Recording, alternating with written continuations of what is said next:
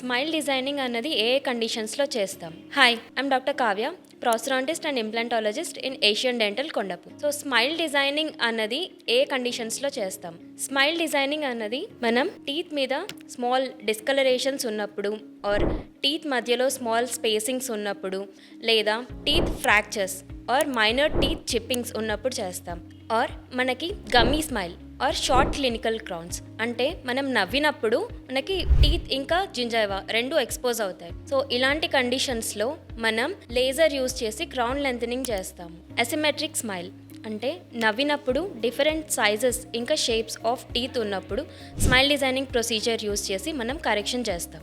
Smile designing అన్నది మనం veneers లేదా క్రౌన్స్ యూస్ చేసి చేస్తాము. టీత్ మధ్యలో మనకి చిన్న స్పేసింగ్స్ లేదా స్మాల్ అమౌంట్ ఆఫ్ డిస్కలరేషన్స్ ఉన్నప్పుడు మనం వినియర్స్ యూస్ చేసి స్మైల్ డిజైనింగ్ చేయొచ్చు. లేదా large amount of decay or మీ teeth already root canal treated అయి ఉంటే మనం క్రౌన్స్ యూస్ చేసి స్మైల్ డిజైనింగ్ చేస్తాం. For more information contact us at Asian Dental Kondapur.